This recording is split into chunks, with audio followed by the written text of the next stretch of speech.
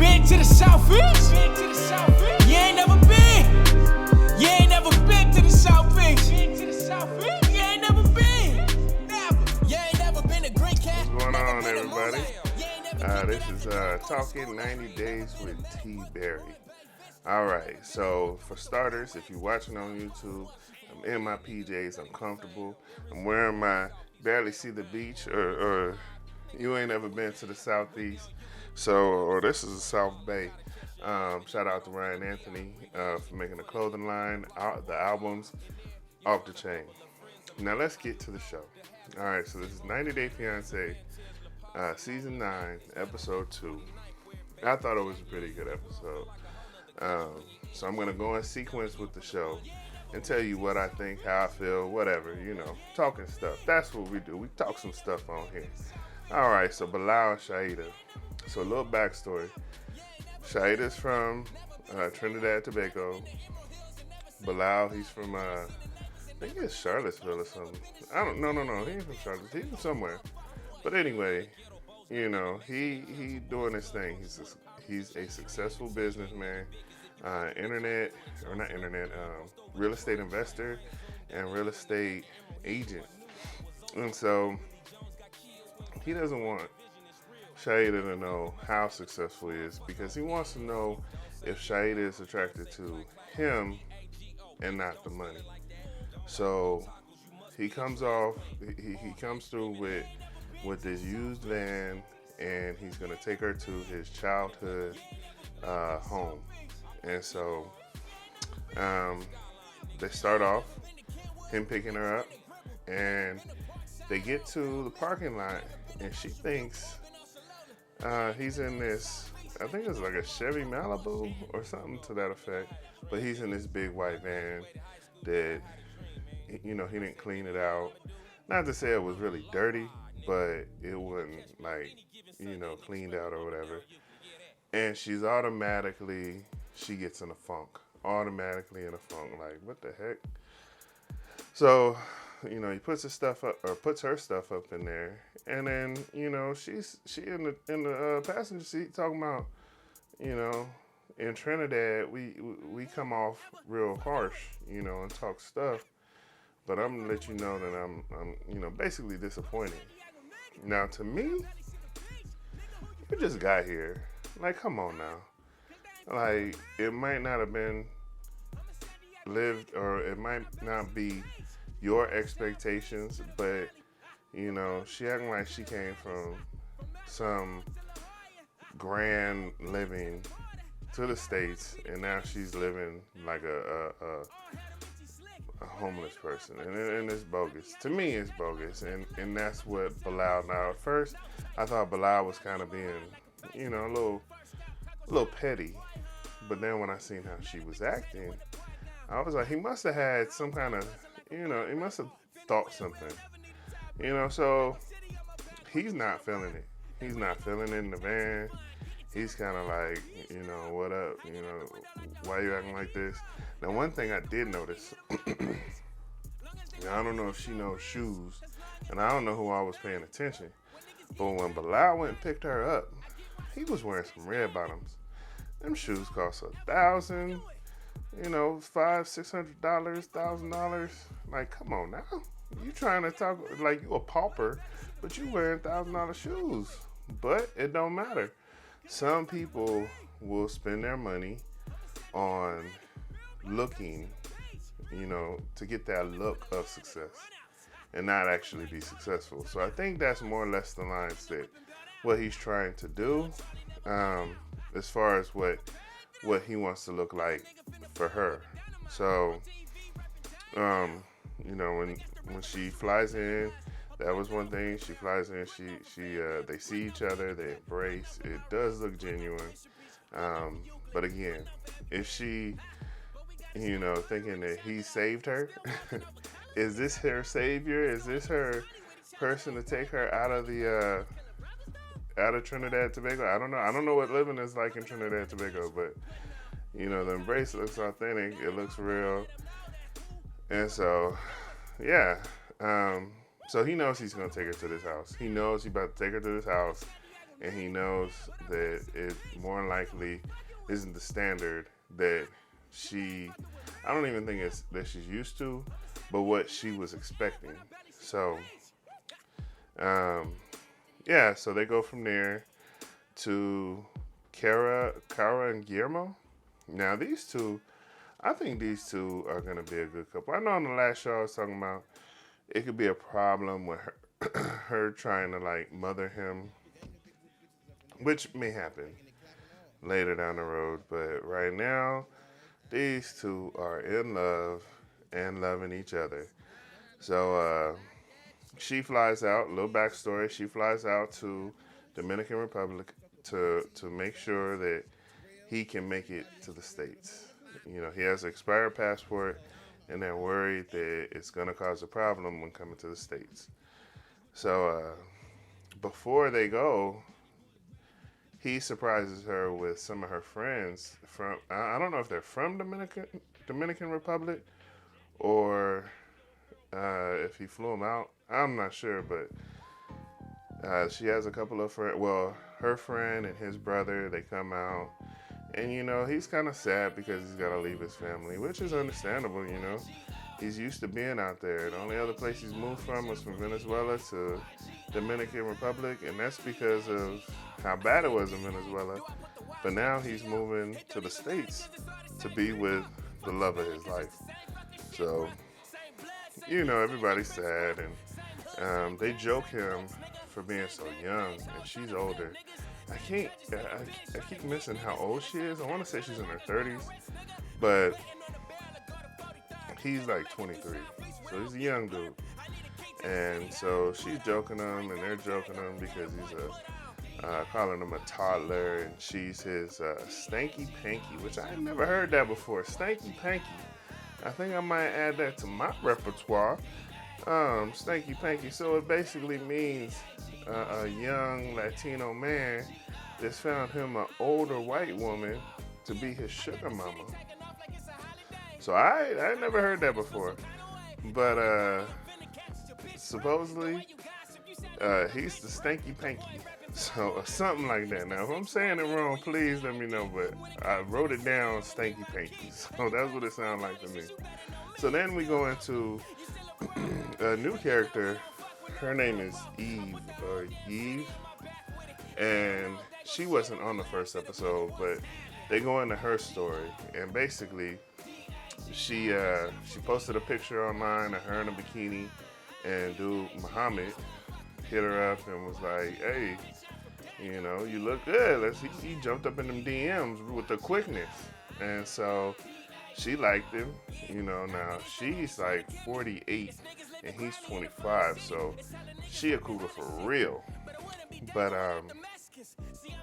you know, she liked what she saw, he liked what he saw, and they decided to start talking. So he or she is a what she calls a healer. I know she has a job title. I didn't get that, but you know, when they introduce her, she's doing cupping and sound therapy with one of her patients, and she does have a son who's 12 years old who has autism, Down syndrome, and I believe kidney disease. So she's you know, I definitely commend her because that is hard, but she says it's not hard. It's your kid. She looks at her kid as a gift, but you know, it's, you know, kids as it is are a lot of work to begin with. So, you know, I definitely commend her on staying there and doing what, you know, doing what she do. That's great. You know, she's a great person. So she separated from her son's dad 8 years ago and decided to get back out there, you know, and find the love of her life. So she decides to go out there to meet Mohammed, kind of on a whim, you know. It was like everything is going good in these DMs, and you know, they talk back and forth on video chat. But you know, these days you never know when you're getting catfish.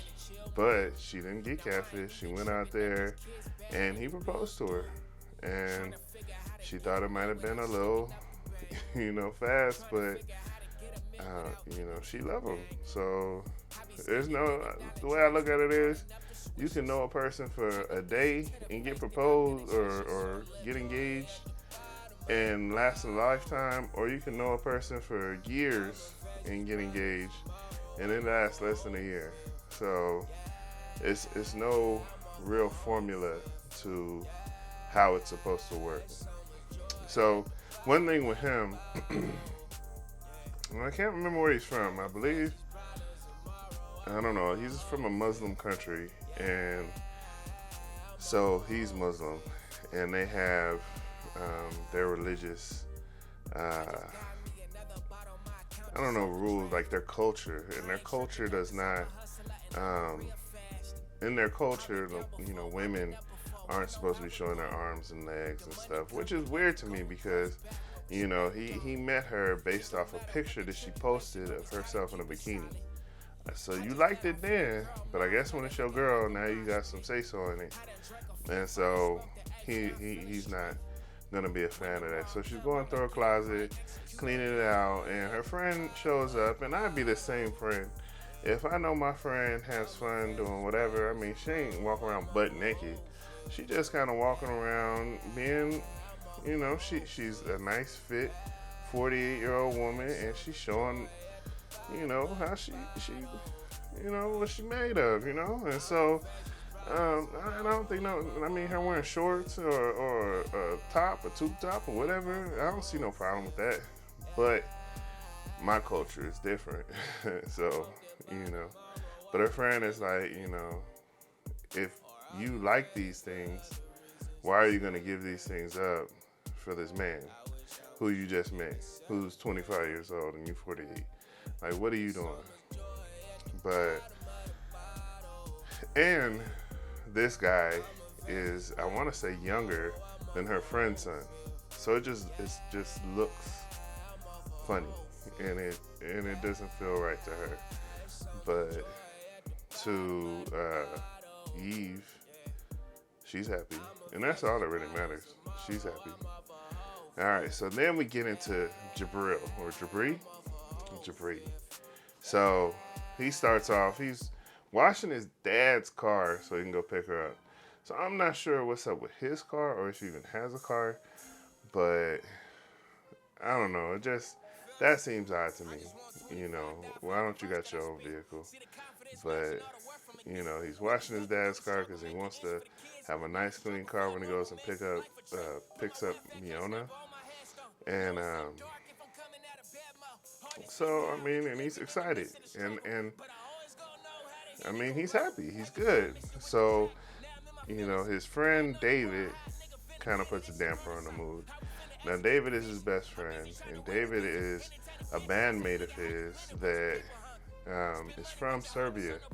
So he went out to Serbia hanging out with his boy, and that's when he met Miona. And Miona and David don't click. They like, they didn't say they like oil and water, but I think David has got his best interest at hand, and he doesn't think that Miona is really interested in Jabri. She's more interested in coming to the States and getting a green card, and then she's gonna leave him. So my opinion on that is she does kind of look like, I don't know, she's not very humble, and to me humility is a big thing. I have been, slept in nice houses and been with, friends that have money and have nice things, and I know people who have hardly anything, and I treat the people the same. Like I'm not going to judge a person based off of what they have or what they don't have. And so she seems to want this California lifestyle. She wants to live in LA, and she wants to be around money and people with money and celebrities. And that's one thing about not being from the States or whatever. Like, You know, a lot of, I don't say a lot, but there are foreigners or people who aren't from out here who feel that, you know, like California is palm trees and movie stars and nice cars and all of that good stuff. But it's so much to California. You don't know where you're going to live. You don't know if you're going to live in Marietta. You know, I'm sure nobody from out there even heard of Marietta, Temecula, or any of these places. You know, they heard of LA, but even LA is huge. San Diego is big, you know. San Francisco, these are big cities, and not, you know, the whole city isn't riding around in Bentleys. No, you got bad parts. You got low income parts of every city. So, you know, what they don't know, I ain't gonna say it will hurt them, but they can end up disappointed, very disappointed from just not understanding. So, so with Miona, you know, everyone kind of has a bad vibe with her, and he doubts that David doubts that things will even work with her, and it's like good luck, and like almost in a way like, you know, almost like you wasting your time, man. Like she's not the one.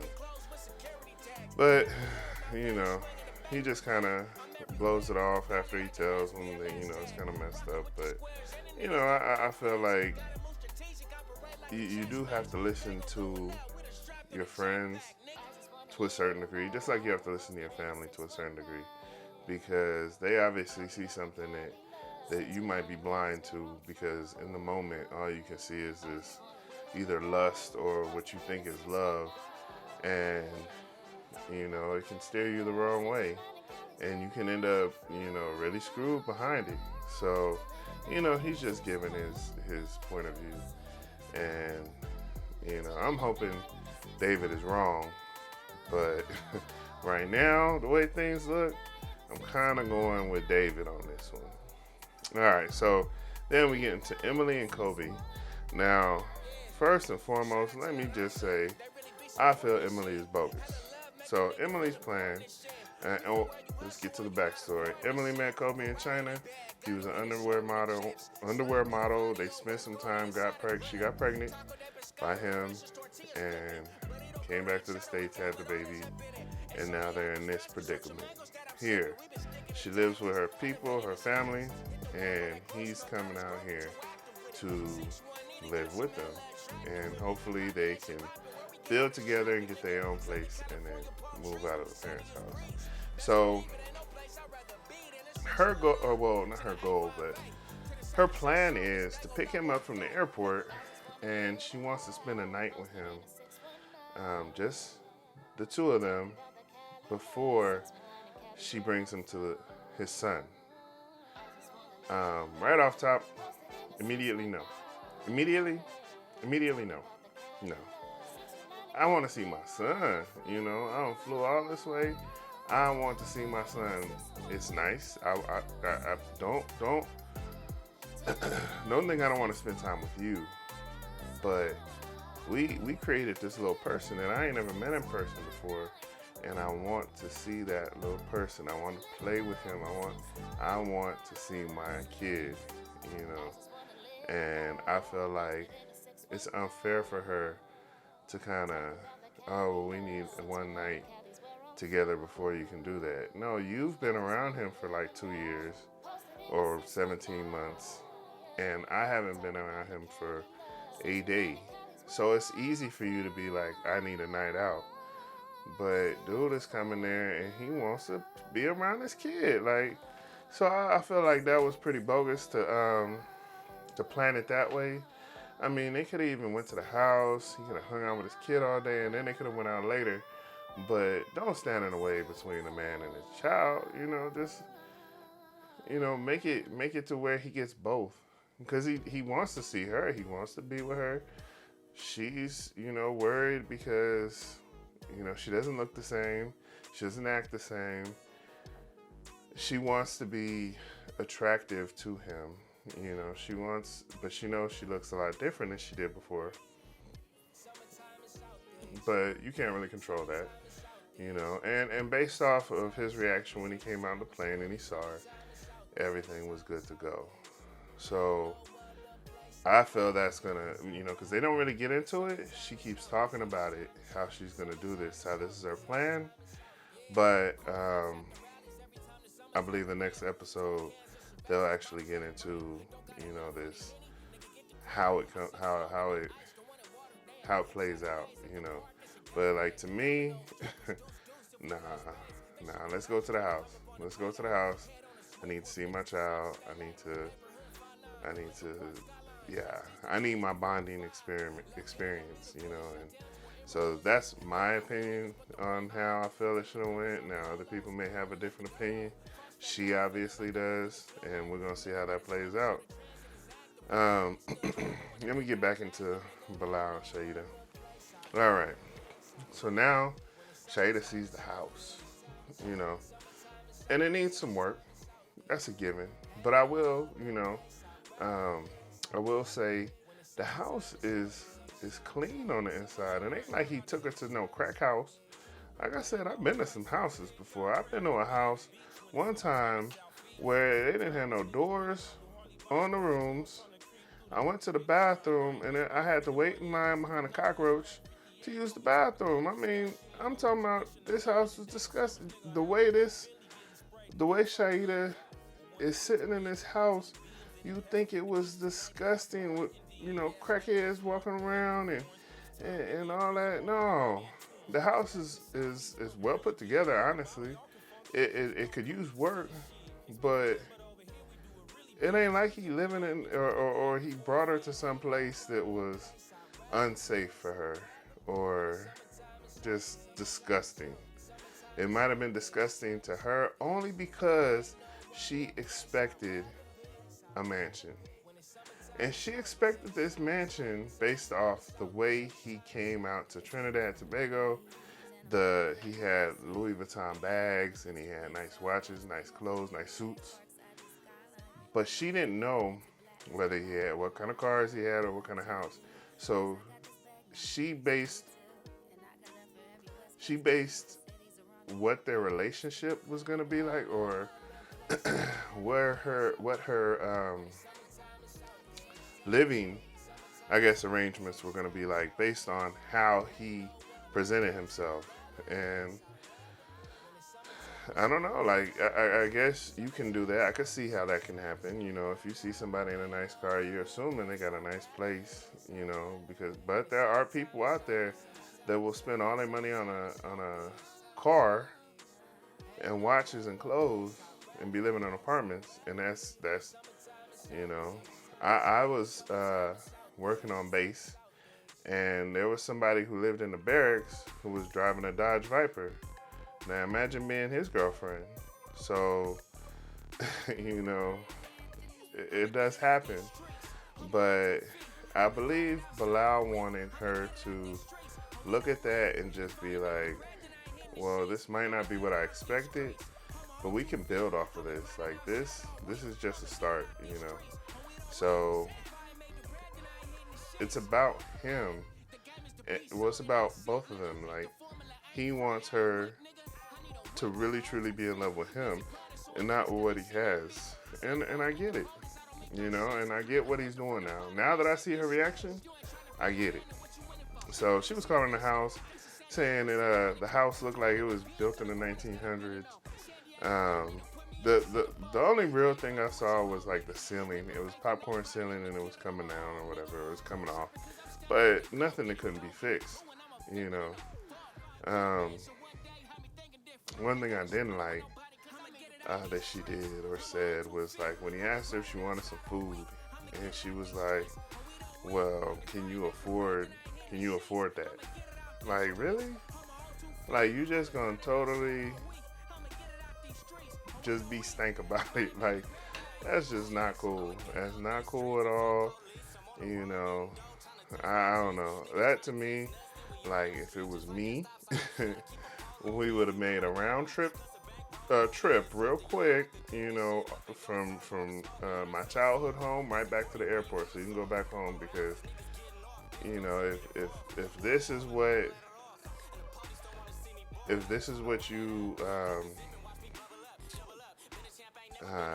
if this is how you rate your stay, or how you look at me, or how you, yeah, like, then you might as well go back home, because you don't deserve to see how I really live.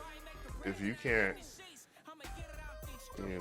accept me at the bottom, and like he said, like, what if he were to lose everything? He wants to know that she's going to be there through thick and thin. So if you're willing to hang out in my childhood home that I know isn't, top notch, but when you're critiquing somebody like that, even if it is ghetto and raggedy and whatever, that's a part of that person. So of course they're gonna get offended. Even if it, they got a mansion, and they come from this place of nothing, they're gonna get offended, because that is them. That's what made them, and that's what got them to where they decided to be. So you don't make fun of it. You don't go, to somebody who's lived in a third world country and then make fun of how they live. No, you have to have more respect than that, and she does not. So yeah. So then we go back to Debris. Sorry, that was, Shaida, my goodness, she messing up. And the thing too is, she has no idea what's in store for her. She gonna mess it up right up at the beginning. You know what I'm saying? Like, you gonna mess up everything. You have no idea what you got in store. Now I get it. Like, there's some seasons where what was the dude's name? Paul and old girl from the Philippines, and that was for real. Like, they really didn't have nothing. And he expected her to, be there, but that was tough. I can't really speak for Paul, but yeah, for Shaida, she messing up a good thing. So Debris, we go back to Debris now. All right, so he done bought a pink, a eclectic outfit to pick her up. Now, I'm assuming that she knows this man's style and she likes it, so nothing wrong with that. He also brought a red carpet, and I really love this guy's enthusiasm. Like, he is as genuine as you can get. He really, he's really on her team. Now, whether she messes that up or not, that's on her, but he's really infatuated in love, and he really wants what's best for them. And so when he was getting her gifts, or picking up her gifts to go take to her at the airport, he bust his pants wide open in the back. But he was committed to the outfit. Like, that's legit. Like, you good. Like, I would have did the same thing.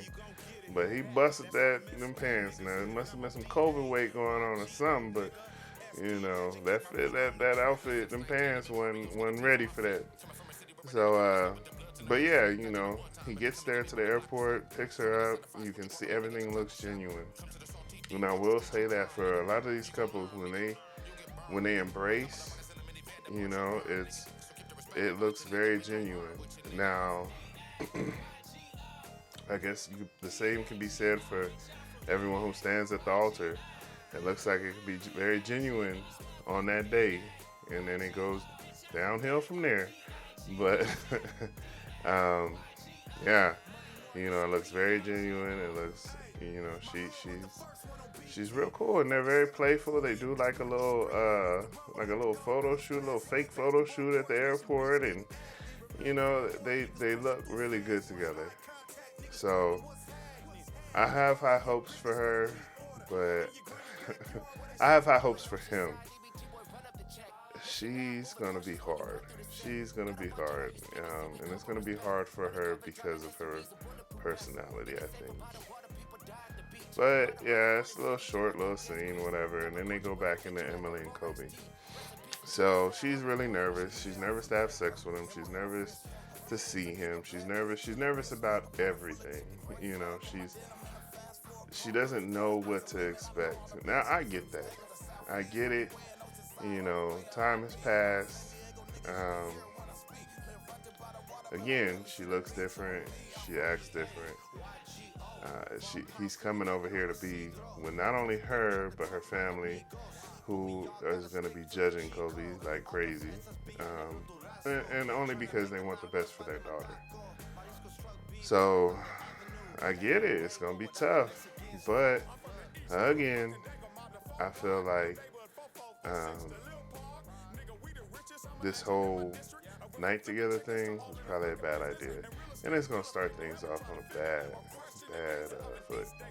So Kobe does mention the fact that, you know, she has gained weight, but it's not about the looks, and you know that shows that he's not you know, judging her based on her appearance, which is one of the things she was so nervous about, so scared for. And so, and honestly, she does not look bad.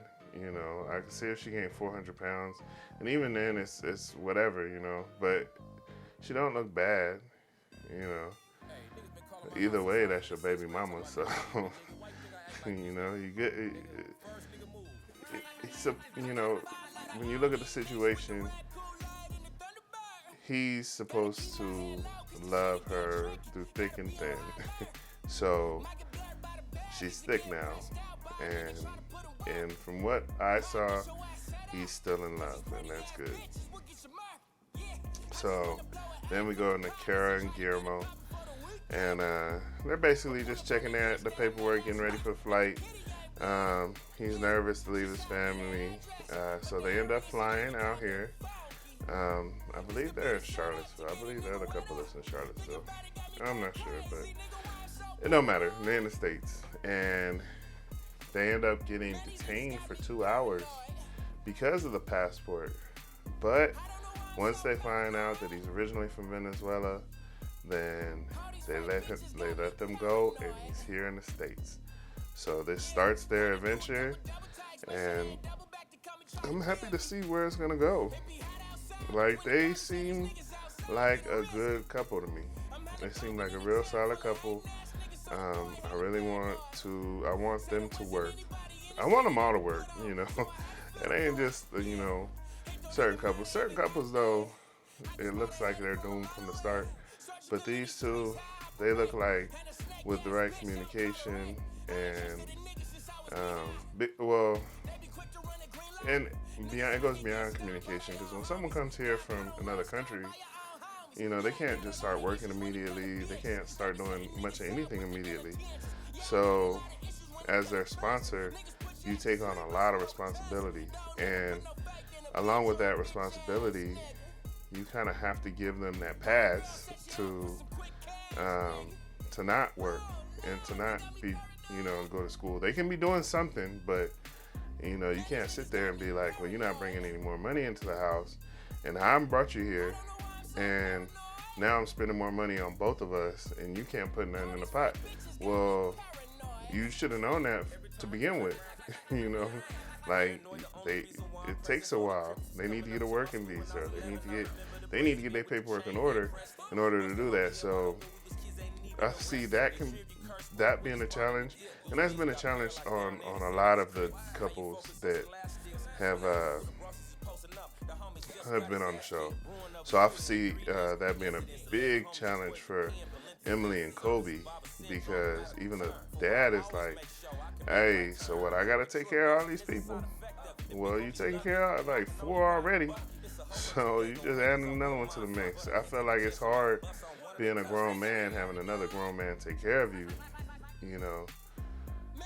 But in this situation, it is what it is. Like, I'm sure there's something he can do, but for the most part, they're sponsoring him, so they're responsible for feeding and clothing and all that. They can't just let him go out on the streets. Like, they're responsible for this man. So, okay, I got a little bit off topic. Now, back to Eve and Muhammad. So Eve and her crew, her squad, they having girl talk or whatever, talking about doing the nasty and all that. Turns out Muhammad was a virgin before he met Eve. Like what? So I guess they decided they're gonna be a couple. They're gonna be together. They're gonna be married. Might as well start now. And me, I am definitely a fan of premarital sex because you kind of got to test drive the car before you go ahead and buy it. And I feel like there's nothing wrong with it now. For other people, it goes to the Bible and all of that, and I get it, but I would hate to get married to someone and you find out you bought a lemon. I would hate that.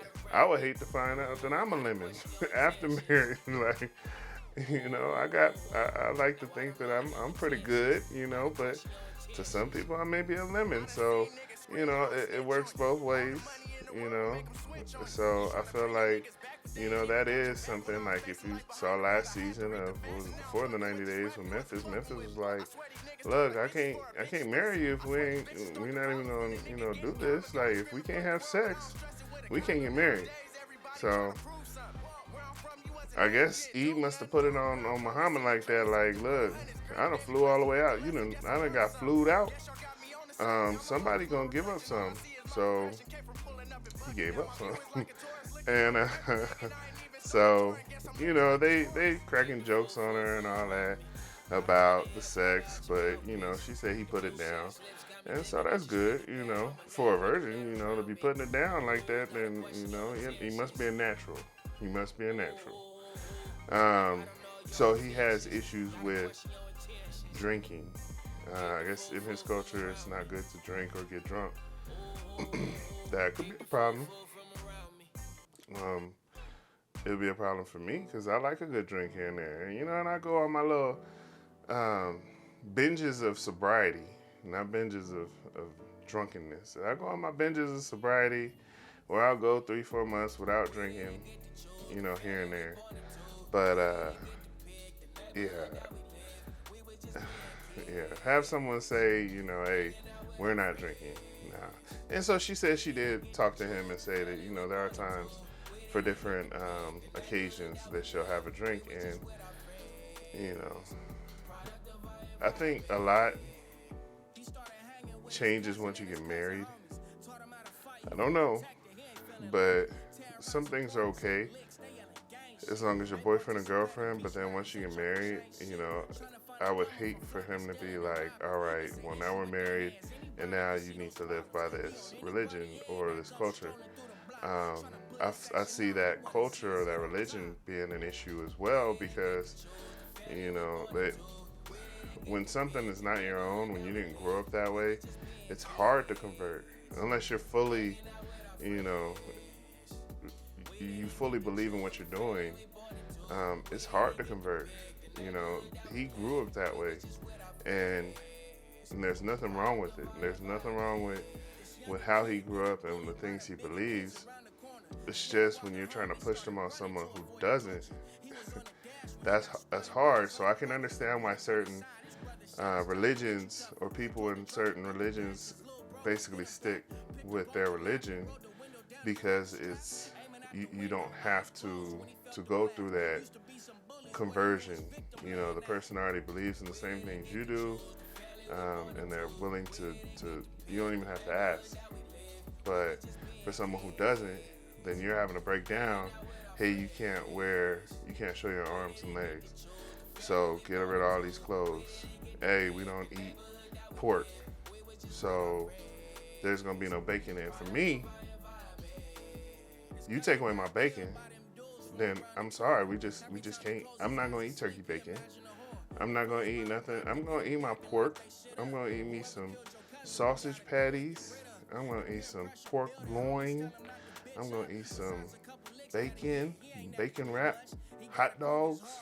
I'm gonna eat some pork. So that might end the relationship right there. But she's with it, you know. She with the business, and I commend her for that, because that's a lot. That's a big change. But she said it's nothing, you know. It's nothing for love. So one of her friends, she keeps it real and says, you know, there's a difference between love and obsession, and it seems like she's obsessing over this young, you know, man, and it's possible. You know, it's the difference between love and lust. Like, you can look at somebody and be like, damn, you know, I'd be with her forever. You know, I'd have babies with her. And then you get with her, and then you live together, and then it's like, this isn't what I thought. You know, this isn't who I thought it was. And you really don't know what you thought. All you knew is you thought she looked good. And so there is a difference. And hopefully they know the difference. So we will see. Now we go back to Jabri and Miona, and again, like I said, they're in the airport. They're, you know, doing their thing, and they look, you know, they look good. But they ask a question about moving to LA, and she's like, yeah, it's definitely happening. And he's kind of like, what if we were to stay here, and what if we were to just continue to build here? She ain't trying to hear it. She's not trying to hear it, and that's going to be a problem, because he's trying to be responsible, but she has an agenda. And as long as she has an agenda, it really don't matter if Jabri is the one who takes her to LA or somebody else. And that's my opinion. You know, if Jabri isn't with the program and he's not doing what he said he was going to do, then she's a very pretty young woman, and I'm sure somebody can be like, oh, you just want to go to LA? And you want to, you know, I don't know what her agenda is, but yeah, there'll be somebody who can take her out there, show her a good time. So that puts a lot of pressure on a person, a lot. So I hope he's prepared for that. Then we get back to Bilal and Shaida, and attitude just no good. But she does,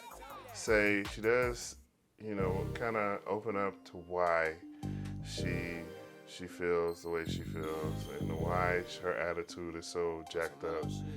And she ultimately says that regardless, she would stay. So to me, that wasn't good to hear. Her method of getting to that point wasn't very good, because she looked like a spoiled brat. And like I said, I don't know how she was living over in Trinidad and Tobago. She was living with her parents, I know that much. And now you're going out here to be independent with, you know, this new husband or man, and you're acting like just a brat, you know, just real bratty. And, you know, that's not a good look. So that's where it ends. And again, like, I feel like this season is going pretty good. I wish they would play more episodes, but every Sunday is fine. We'll have to do that. But eventually they're gonna be bringing in Benyam and Ari, and from the previews of that, it looks really good.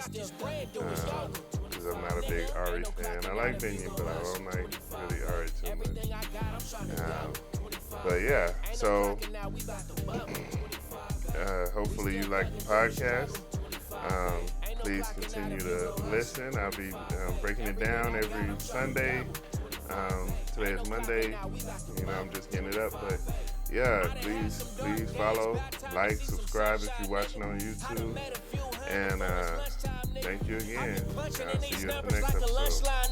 Alright. Blank's head ass boy, it's crunch time, nigga. I reached goals that I set in the feeling, it wasn't satisfied. Don't know what I'm craving, how I'm supposed to feed this appetite.